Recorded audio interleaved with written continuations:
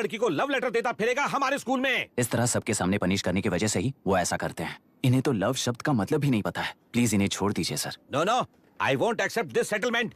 Right now I am suspending this boy with immediate. It's okay sir, I am withdrawing my complaint.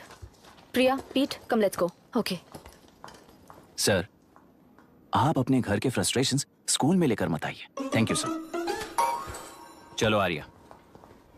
Excuse me, my name is Abhi. Hi Myra. आपको ऐतराज ना हो तो हम थोड़ा वक्त साथ बिता सकते हैं? एक्सक्यूज मी, मतलब क्या आप मेरे भतीजे के साथ और मैं आपके बच्चों के साथ टाइम स्पेंड कर सकता हूँ? श्योर। Okay please.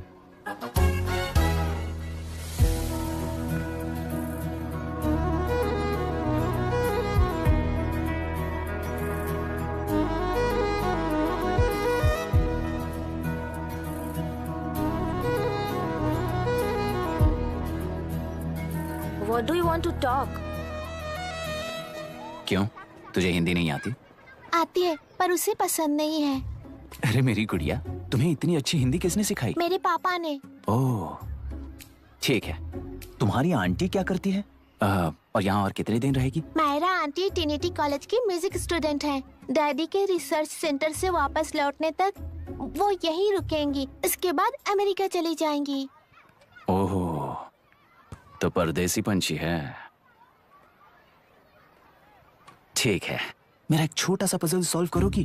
तुम हो गोरी और यह है देसी गोरा और तुम्हारी बुआ है देसी। तो इतनी छोटी सी फैमिली में इतने रेसेस कैसे हो गए? सिली, इट्स सो सिंपल। मेरी दादी इंडियन है, मेरे दादाजी अमेरिकन है। डैडी दादाजी की तरह गोरे पैदा हुए और मेरी बुआ दादी की तरह पैदा हुई और मैं भी मेरे डैडी की तरह गोरी पैदा हुई और बेटे मम्मी की तरह पैदा हुआ।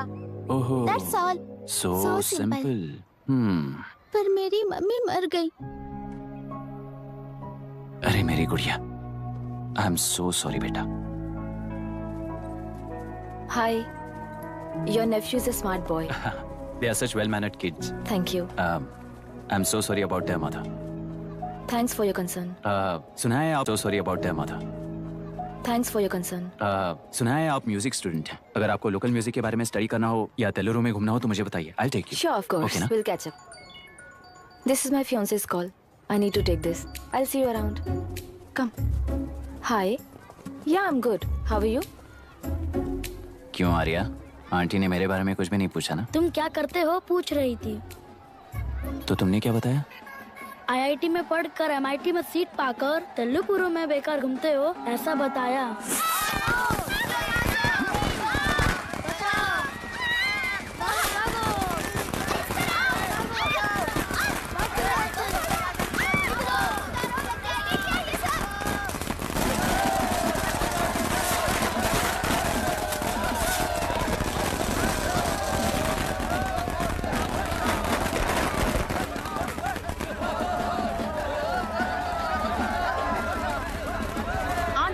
पार्टी से अलग होकर आंध्र प्रजा पार्टी की स्थापना कर पहले चुनाव में ही जबरदस्त जीत हासिल करने वाली श्रीमती विशाखा वानी को देश के कोने कोने से प्रांतीय पार्टी का अभिनंदन मिल रहा है। सैलरी में हड़पे पैसों से कार्यकर्ताओं को वोटर्स को खरीद कर जीत हासिल की है।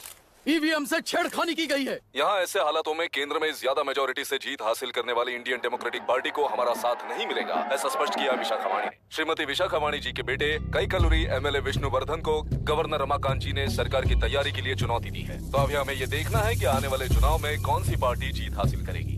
तो अब हम जाएंगे हमारे संवाददाता मिस्टर संजय नायर के पास, जो अभी पार्लियामेंट में उपस्थित है।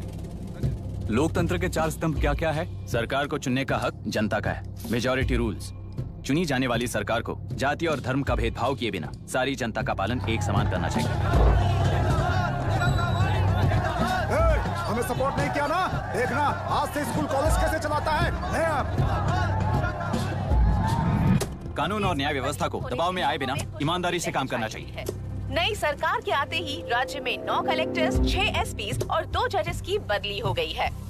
जितने भी मर्डर्स हैं, करप्शंस हैं, उनके बारे में 3 साल में सोच लेना। आखिरी 2 साल में वोट दिलाने वाली योजनाओं के बारे में सोच सकते हैं।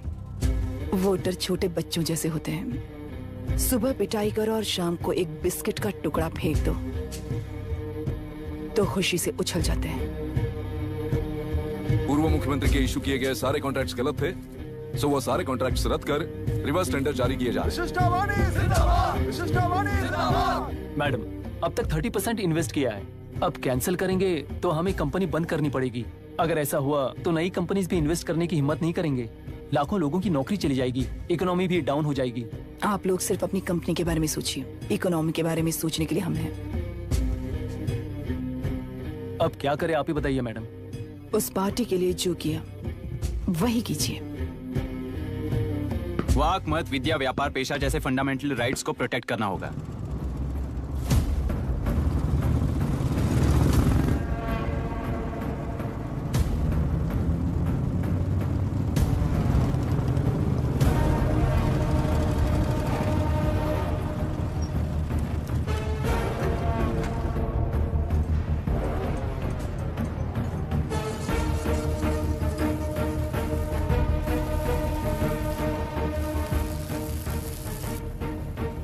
गुना भाई आया है। अरे अंदर लेकर आना चाहिए था, कॉफी पी लेते। अगर हर जगह कॉफी पियेंगे तो पेट खराब हो जाएगा। फैक्ट्री में कितने लोग काम करते हैं? 5000 लोग। महीने का कुल पगार कितना होगा? कम से कम 3 करोड़। तो वो 3 करोड़ इस अकाउंट में डाल दोगे तो वर्कर्स को पगार हम देंगे।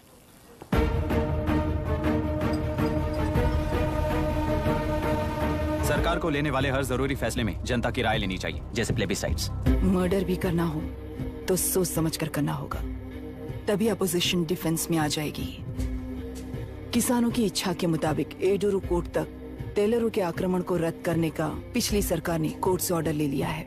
सुप्रीम कोर्ट के आदेश का मान न रखते हुए मुड्रू कांटूर तक टिलेरों पर आक्रमण कर मछली का व्यापार कर सकते हैं, ऐसा राज्य सरकार ने विवादास्पद जियो जारी किया है। इस जियो की वजह से मत्स्यकार खुशी मना रहे हैं तो दूसरी ओर वहीं के आसपास के किसान विरोध कर रहे हैं। अब तक जो हमारे ऊपर हमले हुए हैं उससे हमारी जिंदगी बर्बाद हो चुकी है, हम चिल्ला कर कह रहे हैं, तो वापस नए अतिक्रमण की क्या बात कर रहे हैं? अगर वो इलेक्शन जीते हैं तो वो क्या सोच रहे हैं कि वो कुछ भी करेंगे? हाँ, इस जियो से बाधित किसान होने के नाते इस महीने के 16 तारीख को सारे जिले में बंद का ऐलान करता हूँ। देख रहा है इनकी हालत। गवर्नमेंट का बदलना यानी पुराने गुंडे अंदर जाकर नए गुंडों का बाहर आना है। ये गृह प्रवेश के दिन आकर नकली डॉक्यूमेंट्स दिखाकर जगह मेरी है बोल रहे हैं। क्या हम पागल लगते हैं क्या? इतने सारे एग्जाम्स को लिख चुका है, अब इंटरव्यू के लिए भी इतनी सारी बुक्स पढ़ना है। इंटरव्यू के लिए कोई सेपरेट सिलेबस नहीं होता, इसलिए इतनी बुक्स पढ़नी पड़ती हैं। अब समझाना तू क्यों मैं ऐसे टॉर्चर एग्जाम्स नहीं देता हूँ।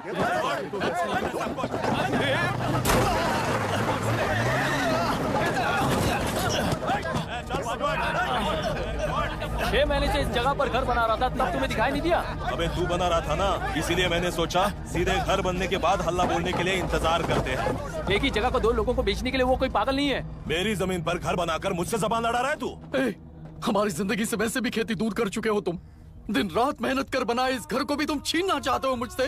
बर्बाद हो जाओगे तुम, बर्बाद हो जाओगे। ओरिजिनल डॉक्यूमेंट्स दिखाओ, जेरोक्स नहीं। ये देखो ओरिजिनल डॉक्यूमेंट्स। मेरा भी ओरिजिनल है। ओए, औरतों को बाहर निकालो। औरतों पर हाथ उठाए तो हाथ काट दूंगा। तेरे डॉक्यूमेंट सही है तो जाकर कोर्ट से ऑर्डर लेकर आ। कोर्ट में जाने की जरूरत तुम्हें? ये जरा डॉक्यूमेंट दिखाइए तो। तू यहाँ पर कैसे? रिश्तेदार है क्या? कहीं का। तुम्हारे डॉक्यूमेंट में सर्वे नंबर दूसरा है। हाँ, वो जब मैंने खरीदा तब बदल गया। बदल गया तो कोर्ट में जाने की जरूरत तुम्हें है। एक लीगल प्रॉपर्टी में जबरदस्ती घुसने के जुर्म में अगर मैं तुम्हें मार भी दूं तो भी वो जुर्म नहीं है। भाई कहाँ से है पता लगाओ रे। तुम्हारा क्या है बुढ़िया? अब किसकी आरती उतारना चाहती हो? चल निकल बूढ़े।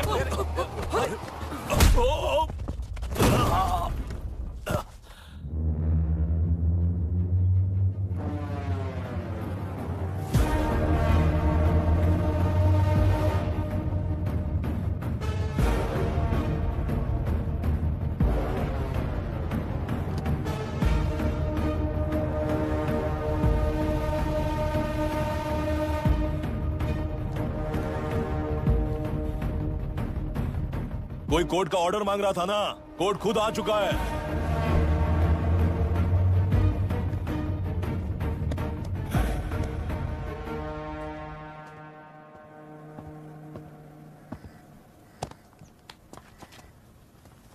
देखने में तो लगता है कि किताबी कीड़े हो। तुम जैसे कीड़े जब तक किताबों में रहते हैं तब तक ही सुरक्षित हैं। बाहर निकलकर बेकार की चीजों में टांग अड़ाएंगे तो हमारे पैरों के नीचे गिरकर कुचले जाते हैं। जाओ, अपने किताबों में जाकर छुप जाओ। बेकार में पैदा होकर बेकार में बढ़ रहा है तू। सही कहा। पैदा होते ही छुरी हाथ में लेकर बेकार